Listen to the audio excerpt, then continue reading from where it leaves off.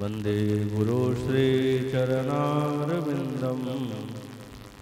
अनर्पितचरिं चिरात् करुणयावतीर्ण खलो समर्पयितुमुन्नतोज्ज्वलरसा स्वभक्ति श्रिया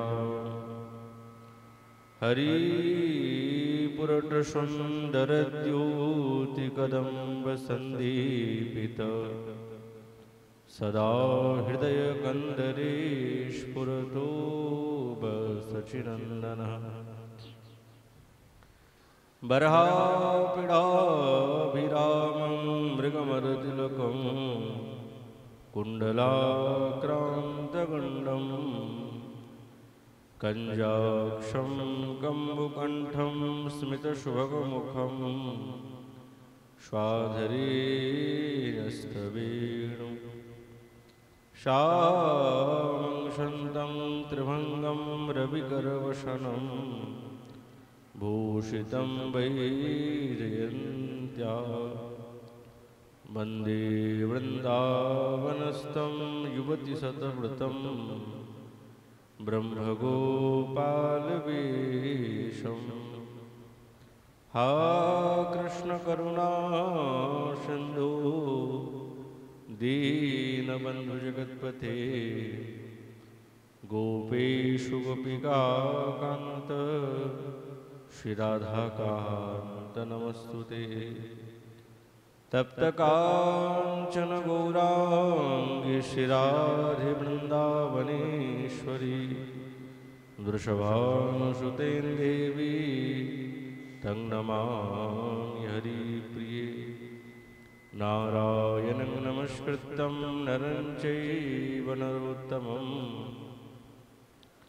देवीं सरस्वतीं व्यासं ततो जयमुदीरये तुलसीकरणं यत्र यत्र पद्मवनानि च पुराणपठनं यत्र तत्र सन्निहितः हरिः जय रूप सनातन भट्ट रघुनाथ श्रीजीव गोपाल भट्टदास रघुनाथ এই ছয় গোসাইয়ের করি চরণবন্দন যা হইতে বিঘ্ননাশ পুরাণ वंशाकल्पतरुभ्यश्च कृपा सिन्धुभैव च पतितानां पावनेभ्यो श्रीवैष्णवेभ्यो नमो नमः दुर्गमे प्रतिमेन्द्रस्य स्फुरत्पादगतिर्मुहुः स्वकृपाजष्टिदानेन सन्तु सन्तबलम्बनम्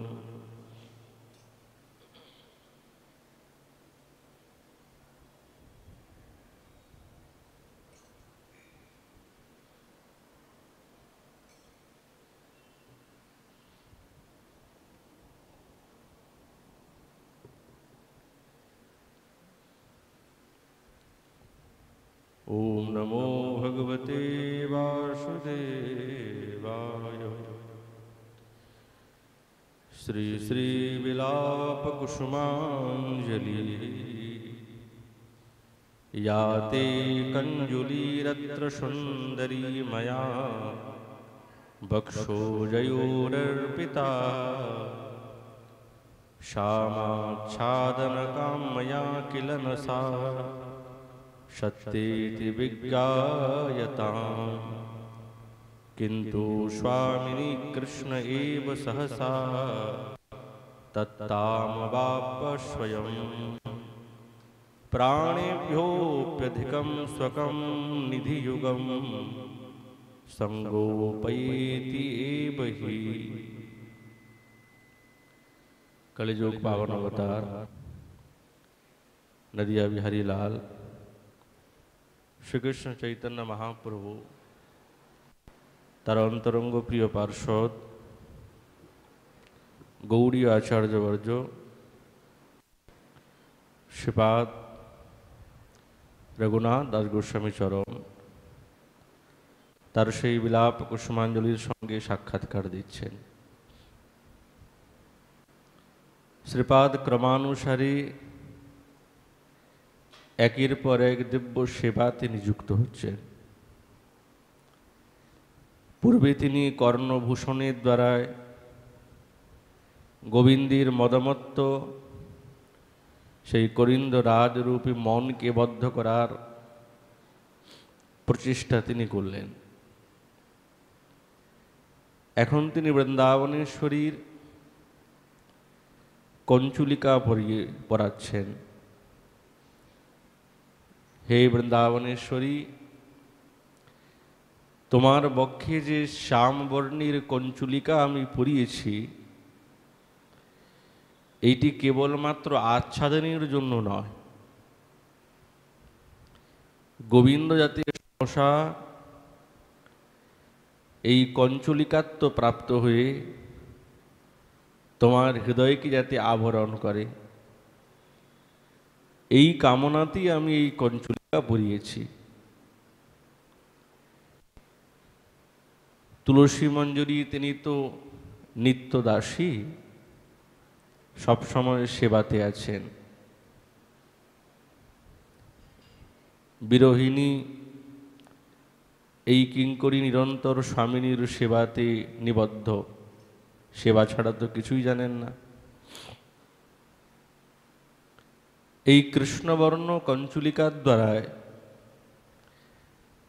সেটা দর্শন মাত্রিয়াতেই বৃন্দাবনেশ্বরীর হৃদয়ে গোবিন্দের উদ্দীপনা হয়, আর তিনি অস্থির হয়ে যান। শ্যামরসের আস্বাদন করিয়ে সাক্ষাৎ বৃন্দাবনেশ্বরী সেই বিরোহিণীকে তিনি স্থির করতে পেরেছেন এই কিঙ্করী, তাই জন্য তিনি কাঞ্চুলিকা পরিয়েছেন। সম্বোধন করছেন, হে সুন্দরী। আচ্ছা, দাসী হয়ে সুন্দরী বলে সম্বোধন করা কি সঠিক মনে হয়? বলছে এই দাসী ওই দাসী নয়, দাসরসের দাসী না, ইনারা হচ্ছেন মধুর রসের দাসী। মধুর রসের অন্তর্গত দাস্য। সম্বোধনের মধ্যে প্রিয়তমের সঙ্গে অতীত কোনো দিব্যতার অনুভূতি করিয়ে দিচ্ছেন। ওই জন্য প্রত্যেকটি সম্বোধনের মধ্যে একটা দিব্য কোনো লীলার সংযোজিত আছে। প্রতিটি সেবার ভিতরে সাক্ষাৎ গোবিন্দকে আস্বাদন করিয়ে দিচ্ছেন বৃন্দাবনেশ্বরীকে এই কিঙ্করী। ওই জন্যে ধন্য এই দাসী, এই কিঙ্করী। সাধন দশাতে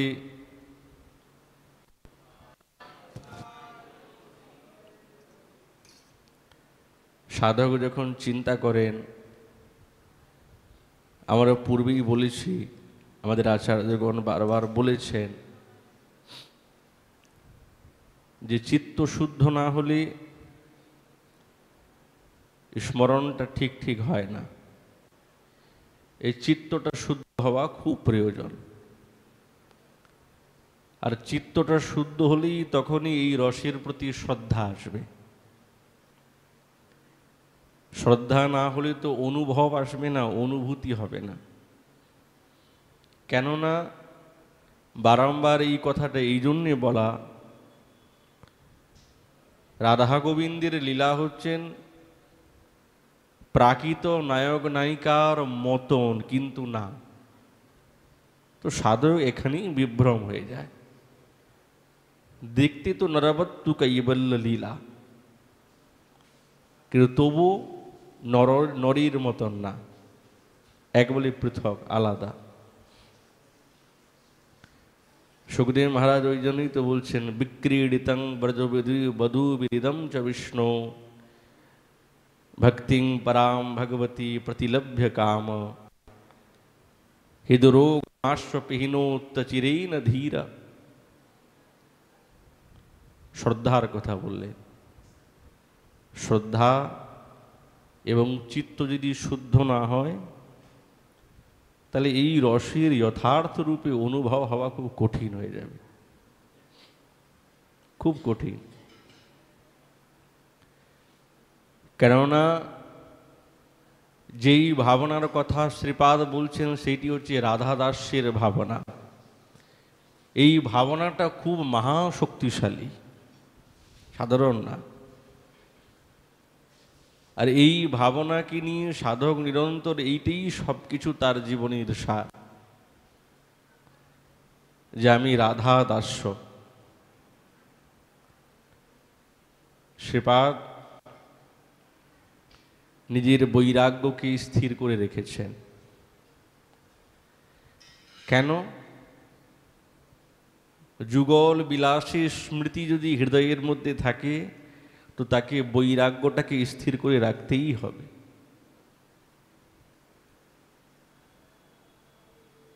কেননা যারা প্রিয় বিরোহিনী,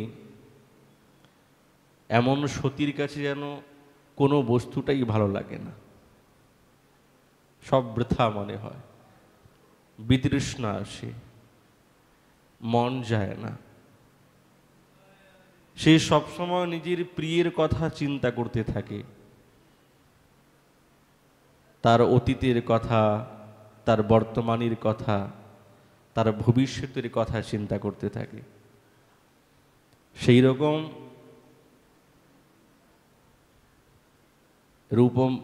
রূপমঞ্জরি বা তুলসী মঞ্জরি ইত্যাদি, ইনারা নিজের বৈরাগ্যকে স্থির করে রেখেছেন, অস্থির না, কিছুই ভালো লাগে না, সব বৃথা। আর নিরন্তর মনের মধ্যে চলছে কি? রাধা গোবিন্দের যুগলের স্মৃতি নিরন্তর হৃদয়ের মধ্যে চলছে।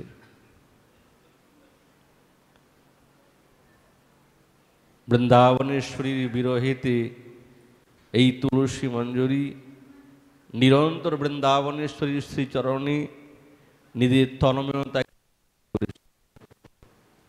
তার রূপ, তার গুণ, তার লীলামালি সবসময় শ্রীপাদের মন আবরণ করে রেখেছে। অন্য কোনো কথা নেই, অন্য কোনো ভাবনা কেনই বা থাকবে? কোনো একটা দিব্য দিব্য লীলার স্ফূর্তি যাচ্ছে, সেটাকে সাক্ষাৎ রূপে অনুভব করছেন তিনি।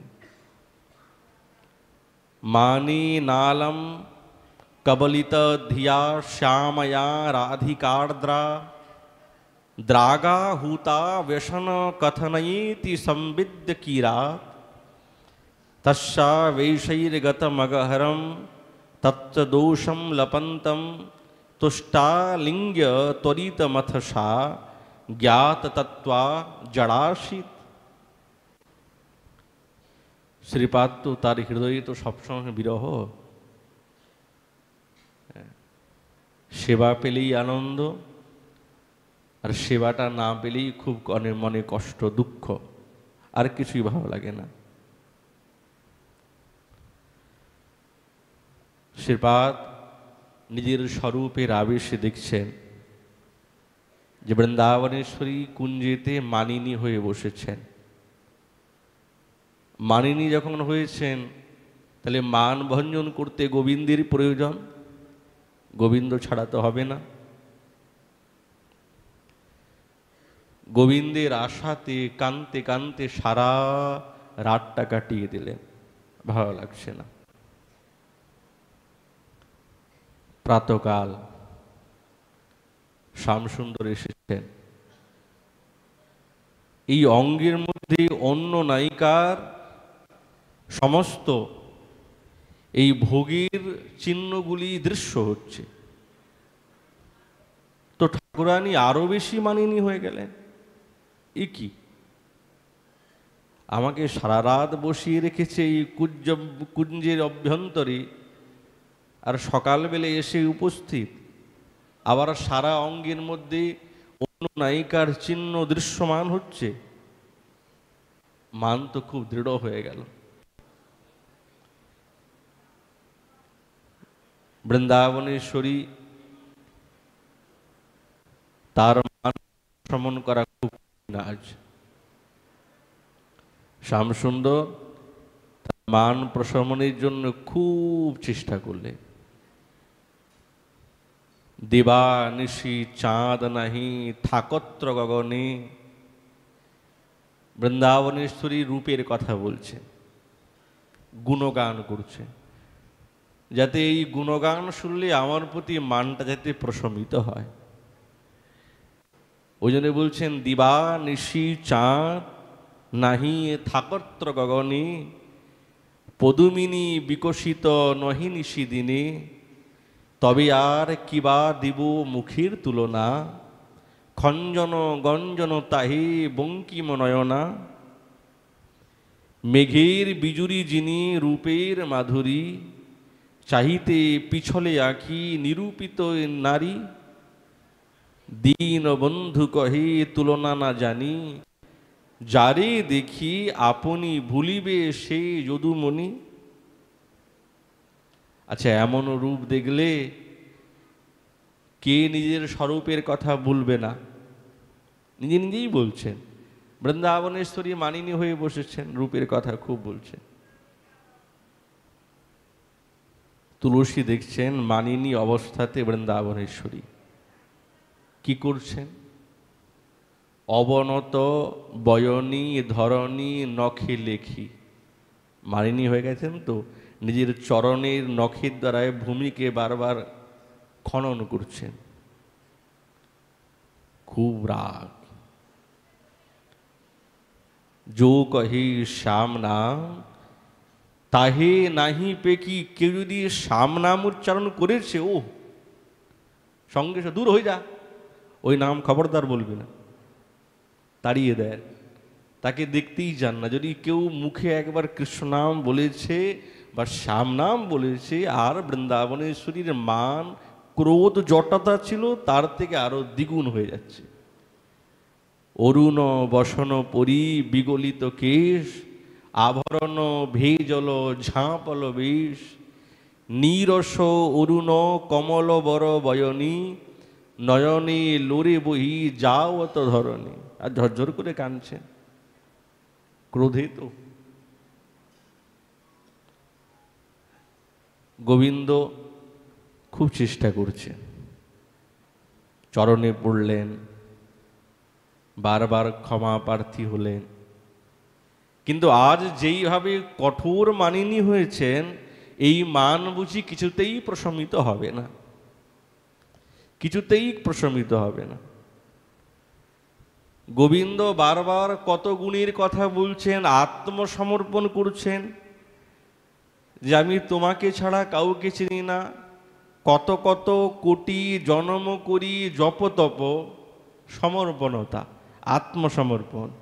যেখানে সব কিছু তার কাছে সমর্পিত হয়ে যাওয়া, তাকে আত্মসমর্পণ বলে।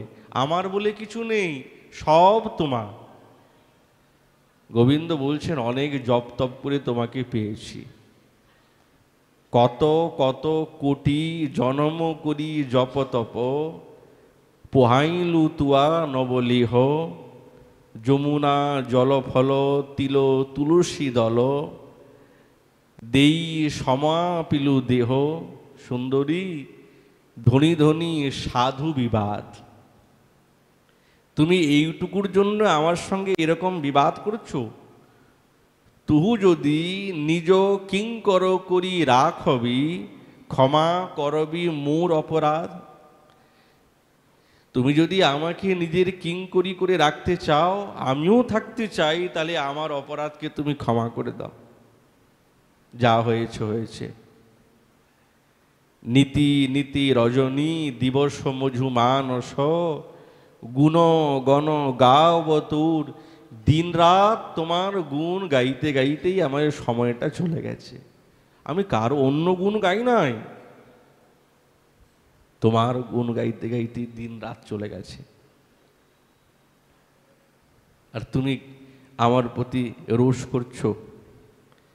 তুয়া মুখ হেরি কোন বড় পা মরো। আবার নিজেই এমনভাবে বলছেন, এই জগতে এমন কে আছে, এমন কে পামর যে একবার তোমার এই মুখবদন কমল দেখবে, আন যুবতী করুক ওর, সে কি আর কোনো অন্য যুবতীর দিকে তাকাবে? না না। যে একবার তোমার মুখকমল দেখে নেয় না, তার মন, তার চিত্ত, তার নয়ন অন্য কোনো যুবতী আকৃষ্ট করতে পারে না। যদি করে তো সে পামর। তুয়া পদ পল্লব নখমণি কাগজ দাস কবজ তহি লেখি। তুমি আমাকে কাগজ দাও, আমি তার মধ্যে লিখে দেব আমি রাধারানীর দাস। এটা লিখে দিচ্ছি, তবে তো তুমি মানবে। জীবনে বরণে তোহে তনু সৌপলু দিন রহু সাক্ষী, আমি আমার সবকিছু তোমাকে সমর্পণ করেছি। তাহলে আমার অপরাধকে তুমি এত কিছু কথা বলেছেন, এত আত্মসমর্পণ করলেন। বৃন্দাবনেশ্বরীর মান আজ খুব কঠোর, খুব কঠোর হয়ে গেছে। না, কোনোই কথাবার্তা নেই, কিছুই নেই। গোবিন্দ করবেন, নিরাশ হয়ে চলে গেছেন। যাবেন কোথায়? ভাবনা তো সবসময় তার মনের মধ্যে আছে, যাবার তো জায়গা কোথাও নেই। শ্যামলা তিনি একজন স্বয়ং ইউথেশ্বরী, তো বৃন্দাবনেশ্বরী রূপে গুণে লীলায় মুগ্ধ হয়ে তার বৃন্দাবনেশ্বরীর সঙ্গে সখ্য ভাব নিরন্তর আছে। এই শ্যামলা সখী সমবয়স্কা। তো শ্যামলা যদি কোনো কথা বলেন বৃন্দাবনেশ্বরীকে, তো ঠাকুরানী তার কথাকে উপেক্ষা করেন না, মানে দেখুন সমবয়স্কা সখ্য সখী। তখন শ্যামলা কি করলেন? তার একজন প্রিয় সহচরীকে পাঠালেন বৃন্দাবনেশ্বরীর নিকটে। যখন এসে উপস্থিত, তো তুলসী মঞ্জুরি দেখলেন, হ্যাঁ শ্যামলা সখীর কোনো কিঙ্করী এসেছে। তো তার যখন কোনো কিঙ্করী আসবে, তার মধ্যেও ভাব তো সেই রকমই হবে, প্রতিনিধি সদৃশ সমইতি প্রতিনিধি, তার মতন হবেই, তবে তো প্রতিনিধি। কিঙ্করী মনে মনে ভাবছেন, যাক তাহলে বৃন্দাবনেশ্বরীর মান প্রশমিত হবে। শ্যামলা সখী বৃন্দাবনেশ্বরীর নিকটে না এসে তার সংবাদ নিজের প্রিয় কিঙ্করীর দ্বারা সহচরীকে দিয়ে পাঠিয়েছেন সংবাদটা। আর সেই সহচরী বলছেন, রাধে সখী, আমি শ্যামলা সখীর সহচরী। হ্যাঁ হ্যাঁ, চিনতে পেরেছি তোমাকে। শোনো, শ্যামলা সখী বলেছেন, বেশি মান করলে এই বুদ্ধি বিনষ্ট হয়, অত কঠোর মান করতে নেই, বুদ্ধিটা বিনষ্ট হয়ে যাবে। ওই জন্যে বেশিক্ষণ মানের প্রয়োজন নেই, এই মানকে এখন প্রশমন করো, এই মান ত্যাগ করো। শুনো শুনো সুন্দরী রাধে, কানু সঙ্গে প্রেম করসি কাহে বাধে, অনুক্ষণ সৌজন তুয়া গুণে ভোর, তুহু কইছে তেজবি তা কর কোর, নিশি দিশি বয়ানে না বলুই আন। ওই যে কৃষ্ণ, সে কিন্তু কারো কথাই বলে না, তোমারই কথাই বলে। আন বচনে না পাতয়ে কান, কথা শুনে তোমার কান এইরকম হচ্ছে, মনের মধ্যে তুয়া লাগি তেজব গুরুজন পাশ, কাহি লাগি তুহু তাহে ভেলি উদাস, ওই ছন সুপুরুষ কতহি নাহি দেখি, আপন দিবত হে হরি না উপেক্ষী। এসব বচনে যদি রাখহ মান, না জানিয়ে কইছন কঠিন তুয়া প্রাণ। মান ছাড়ো, এবার ছাড়ো মান। বৃন্দাবনেশ্বরী বলছে সব মানা, শোনো সখী, ওর কথা বলবে না, কানুর কথা বলবে না, বিষম কপট। তাকে খুব ভালো ভালো করে আমি চিনেছি, সে যে কেমন কথা বলে, কি ব্যবহার করে, তার প্রত্যেকটি কথার মধ্যে কপটতা আছে। ওই কানুর কথা বলবে না। এই নিকুঞ্জ কাননে সংকেত করে সারা রাত আমাকে বসিয়ে রেখেছে। আর ওই কানু করলো কি, সে আসলো না। আচ্ছা, আসলো না ভালো কথা, জানো কি করেছে? অন্য নায়িকার সঙ্গে সে বিলাস করে নানা অঙ্গে নানা রং মেখে আবার আমার চরণে প্রণাম করে ছিছি। কার সিঁদুর আমার চরণে লাগিয়ে দিয়েছে, দেখো এই যে আমার চরণে সিঁদুর লেগেছে, ছি ছি ছি। সিন্দুর কাজর সব অঙ্গ পরি কপটে মিনতি কেলো, ছল কলি শির সিন্দুর কাজর আমার চরণে দিল। কার কাজল কার সিন্দুর আমার চরণে দিয়েছে। ওই কানুর কথা বলবে না, খবরদার, মিথ্যাবাদী কপট।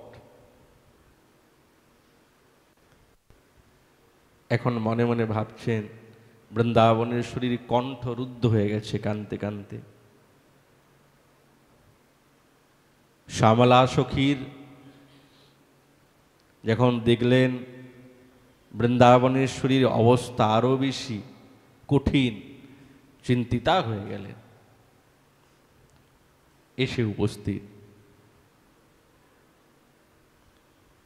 শ্যামলা সখী আবার বললেন, যাও, রায়কে বলবে আমার কাছে আসতে, আমি তার মনের কথা কিছু বলবো তাকে, তাহলে বুঝি তার মনটা প্রশমিত হবে। আমার নিজের দুঃখের কথা তাকে বলবো। আচ্ছা, দুঃখিত জনের কাছে অপরজন যদি নিজের দুঃখের কথা বলে না, তো দুঃখ দুঃখ মিলে হয়ে যায় তখন একটা সুখের উৎপাদন। দুজনেই দুঃখী, মনে মনে তখন ভাবে, ও আমি তো দুঃখী, তাহলে ইনিও দুঃখী, ইনার দুঃখও তো কম নয়। তখন নিজের দুঃখের কথা ছেড়ে অপরের দুঃখের কথা চিন্তা করতে আরম্ভ করে, ততক্ষণ তার দুঃখটা কিছুটা প্রশমিত হয়ে যায়। তো শ্যামলা সখী নিজের সহচরীকে বলছে যে রায়কে বলবে আমার সঙ্গে একটু দেখা করতে, আমি আমার দুঃখের কথা তাকে বলবো।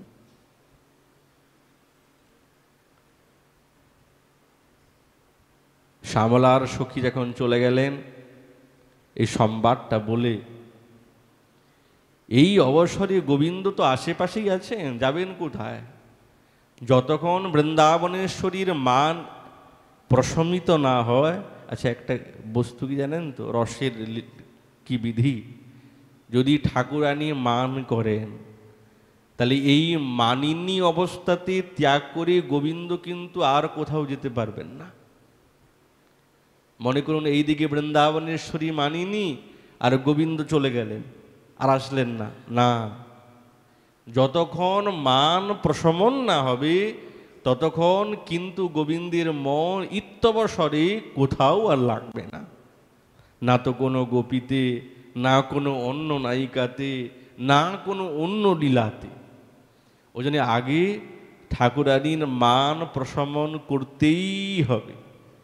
তো তিনি আশেপাশেই ছিলেন, যাবেন কোথায়? তো গোবিন্দের প্রিয় সুখপক্ষী তাকে পাঠিয়েছেন, সংবাদটা শুনে আসো কি হচ্ছে। সুখ এসেছে, আর গোপনে গোপনে সব শুনছে যে শ্যামলা সখীর সহচরী এসেছে, বৃন্দাবনেশ্বরীকে এই সমস্ত কথা বলেছে, ডেকেছে যে রায় তুমি আমার সঙ্গে সাক্ষাৎকার করো।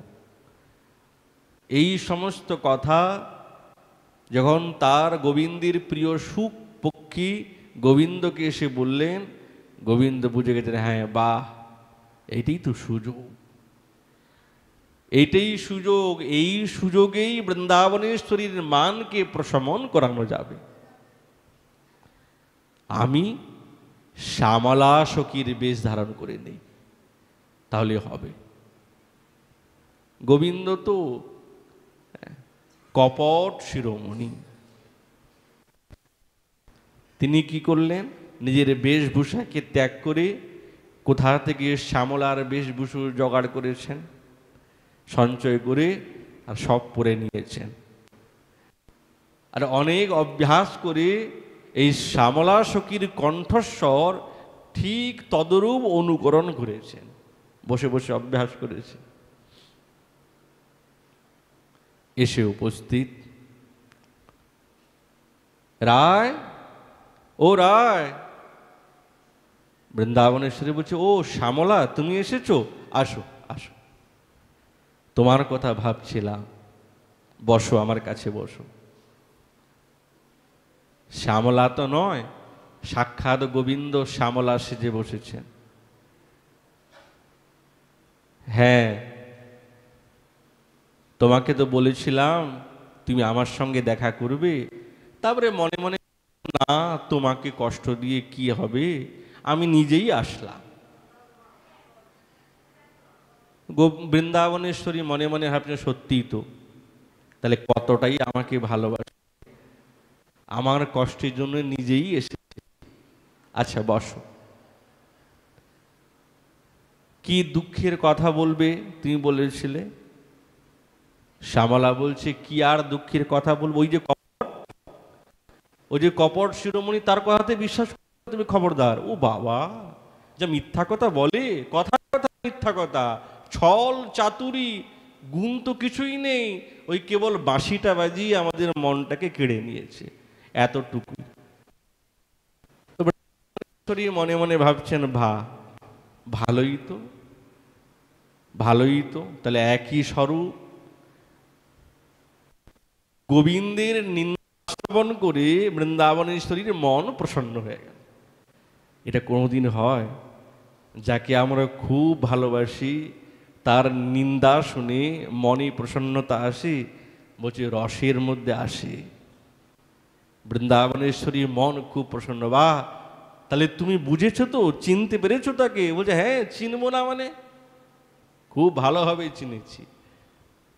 তখন বৃন্দাবনেশ্বরী বলছে, আসো, তুমি তো আমার প্রিয় সখী, একটু গলায় জড়াই তোমাকে। সঙ্গে সঙ্গে শ্যামলাকে যেমনি বুকে সজোরে আলিঙ্গন করলেন, আলিঙ্গন করা মাত্রই বুঝে গেলেন সর্বনাশ, এ তো শ্যামলা নয়, এ তো অন্য কেউ হবে। ও বাবা, যখন বাহুবন্ধের দ্বারা আবদ্ধ করে আর আলিঙ্গনের সুখ তো এক পক্ষীয় হয়। কমলা স্বরূপ ভালো করে কষে,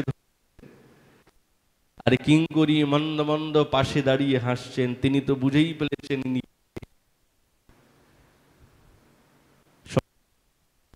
প্রদান করে বৃন্দাবনেশ্বরীর মান প্রশমিত হয়ে গেল। তিনি যখন বুঝতে পারলেন ইনি কে, পরস্পরের মিলন হয়ে গেল। কিঙ্করী নিরন্তর যুগলের সেবাতে রত হয়ে গেলেন। শ্রীপাদ, এই যে ক্রমানুসারে স্মৃতি চলছে, এই স্মৃতিটা কখন? যতক্ষণ বৈরাগ্য স্থির না হচ্ছে ততক্ষণ স্মৃতির ক্রমানুসার চলবে না, স্তম্ভিত হয়ে যাবে। ওই জন্যে এই ক্রমানুসারে নিরন্তর চলছে। শ্রীপাদ বলছেন, বৈরাগ্যটা প্রধান চাই, বৈরাগ্য না হলে কিন্তু হবে না। প্রিয়ের চিন্তনে তন্ময়তা চাই। শ্রীপাদ তিনি তার স্বরূপের স্থিতিতে নিরন্তর শ্রীমতীর বৃন্দাবনেশ্বরী রূপ গুণ লীলার মাধুরী নিরন্তর তার হৃদয়ের মধ্যে এই নিরবচ্ছিন্নভাবে চলছে।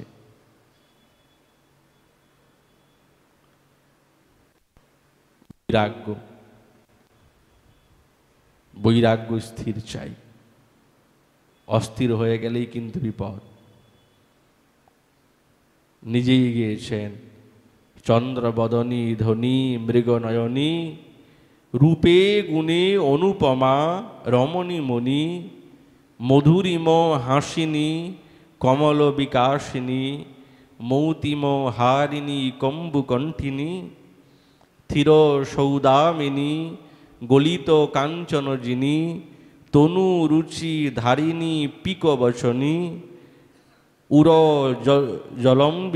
উরজলম্বী বেণী মেরু পরে যেন ফেনী ফণি আভরণ বহুমণি গজগমনী বিনা পরিবাদিনী চরণে নূপুরধ্বনি রতিরসে পুলকিনী জগমোহিনী সিংহজিনী মাঝখিনী তাহে মণি কিঙ্কিনী ঝাঁপি ওড়নি তনুপদ অবনী বৃষভানু নন্দিনী জগ জনবন্দিনী দাস রঘুনাথ পহু মনোহারিণী।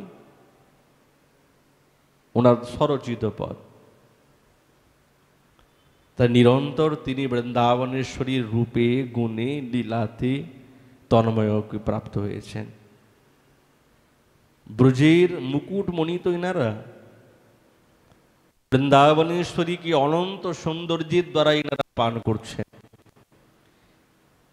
এবং সাক্ষাৎ গোবিন্দকে এই রসামৃত পান করাচ্ছেন।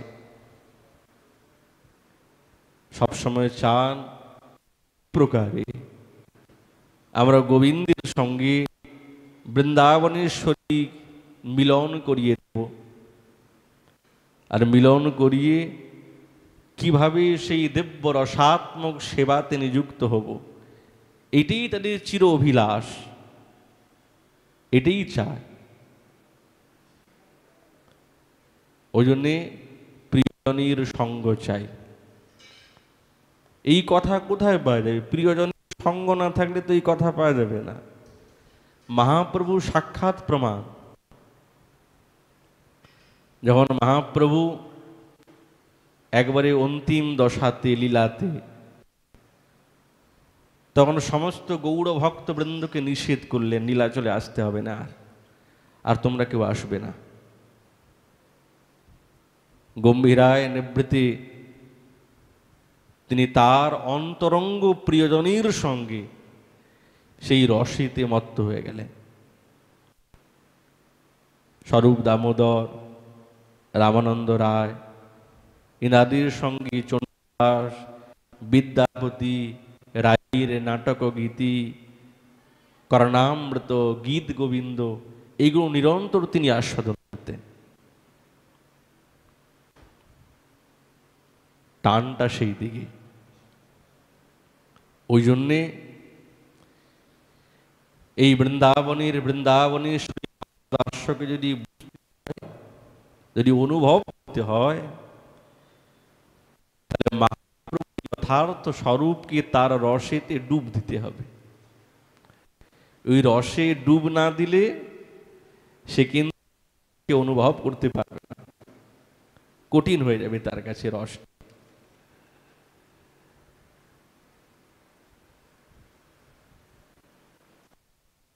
সাধক করে কিভাবে আমি রাধা দাস্যকে পাব, এটা পেয়ে গেলেই তো আমার সবকিছু হয়ে যাবে। একটি লক্ষ্য যে রাধা দাস্যকে প্রাপ্ত করতেই হবে, যে কোনো প্রকারে হোক। সাধকের জীবনে লক্ষ্য থাকে, তো এই লক্ষ্যটা চাই। তুলসী মঞ্জরীর সম্বোধন তবেই তো করছেন সুন্দরী। এই সম্বোধনের মধ্যে কত কিছু লুকিয়ে আছে।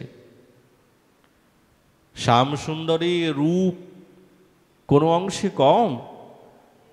না না, কম তো না। শ্রীপাদ বলছেন প্রপন্ন জনতা মত্তা ক্ষপণ সারদিন্দু প্রভা।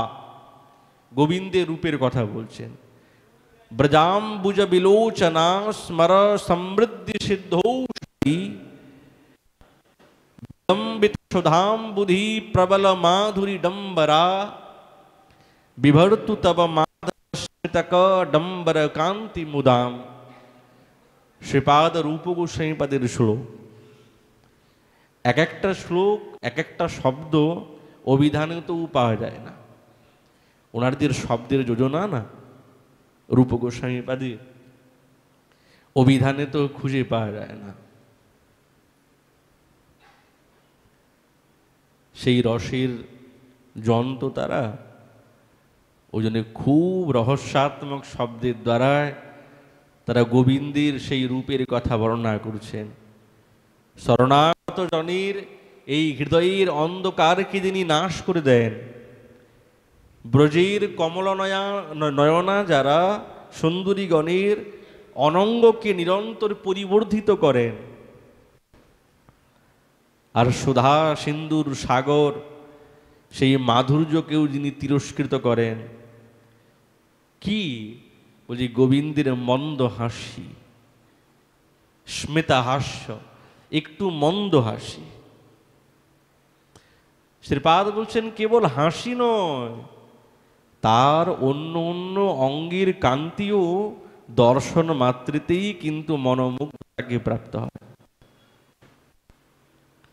বৃন্দাবনেশ্বরী বলছেন দেখিনু সে শ্যাম যিনি কোটি কাম।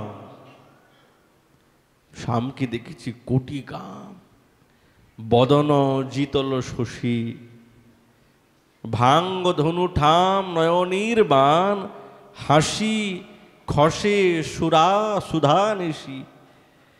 সেই এমনও সুন্দর কান, হেরি সে মূরতি সতী ছাড়ে পতি, তেজি লাজ ভয় মান।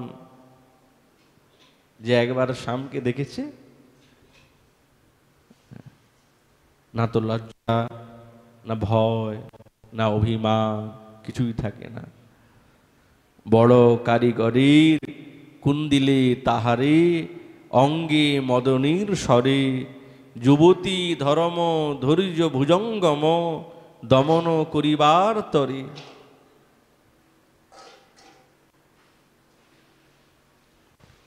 অতি সুশোভিত বক্ষ বিস্তারিত, দেখিনু দর্পণাকার। তাহার উপর মালা বিরাজিত, কিরিব উপমা তার। নাভির উপরে লোম তারা বলি, সাপিনী আকার শোভা। গুরুর বলনি কামধনু যিনি, ইন্দ্রধনুকের আভা। চরণ উপরে বিধু বিরাজিত, মনির মঞ্জুরিতায়। চণ্ডীদাসিয়া সেরূপ হেরিয়া চঞ্চল হইয়া যায়। যার রূপ মাধুরী এইরকম অদ্ভুত, বৃন্দাবনেশ্বরী নিজে বলছেন। কিন্তু বৃন্দাবনেশ্বরী বুঝেন যে তার রূপ মাধুরী কতটা।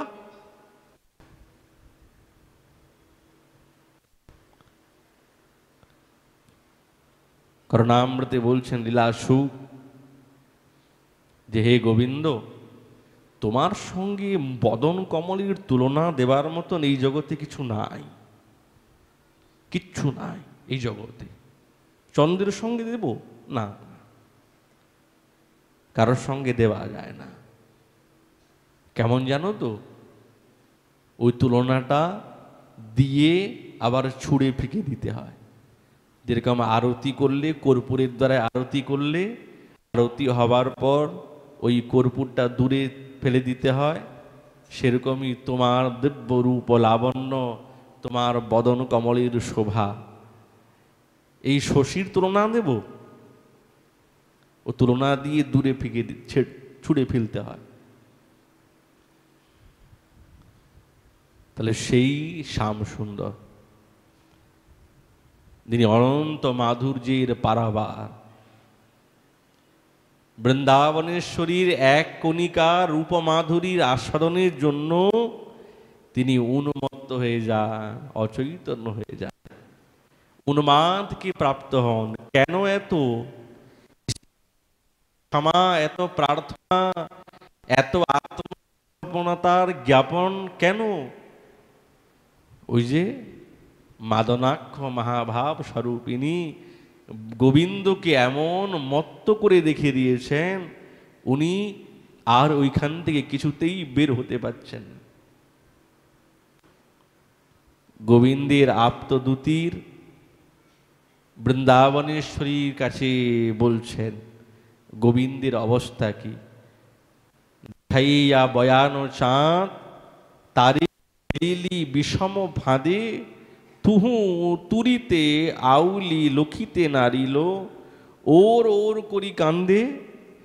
আপ্তদ্যুতি বৃন্দাবনেশ্বরীকে বলছেন তোমার রূপের কথা চিন্তা করে গোবিন্দ ওই যমুনা পুলিনে বসে বসে ঝরঝর করে কাঁদছে।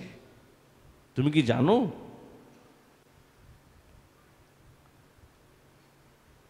তুমি তো জানো না। তাহলে বৃন্দাবনেশ্বরীর রূপ মাধুরীতে কেমন তিনি মুগ্ধ।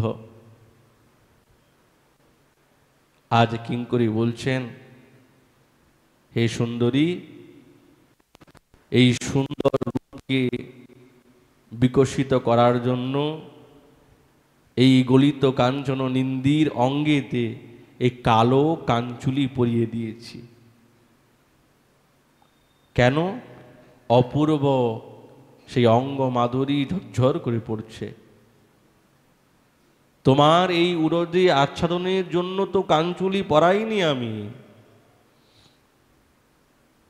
তোমার বাস্তবিক কাঞ্চুলি হচ্ছেন সাক্ষাৎ গোবিন্দের শ্রীবক্ষস্থল, তার দ্বারাই তোমাকে আবরণ করব। কাঞ্চুলি তোমার জন্য অযোগ্য, এটা তো কেবলমাত্র উদ্দীপনা।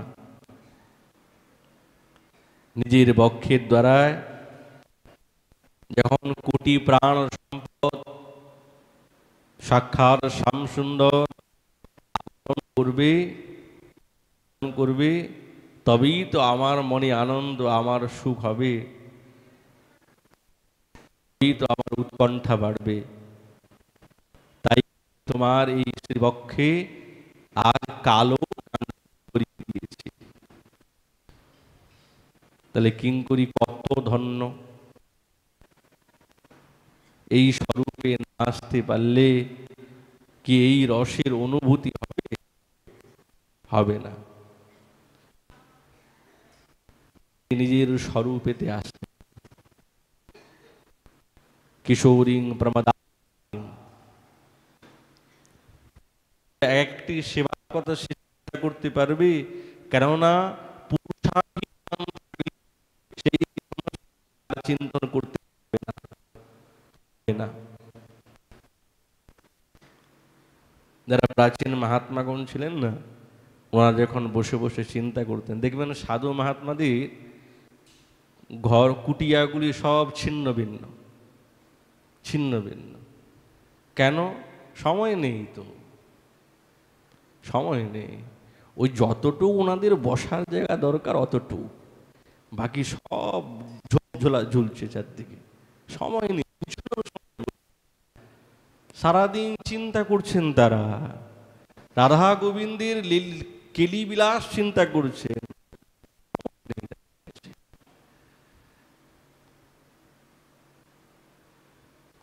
বৈরাগ্য স্থির করে রেখেছে, তবেই তো স্মৃতিটা আসছে। স্মৃতি, পুরুষাভিমান থাকবে না। রূপ যৌবন্না প্রমদাকৃতি কিশোরী প্রমদাকৃতি, এই স্বরূপটাকে বাস্তবিক স্থির করে নিতে হবে।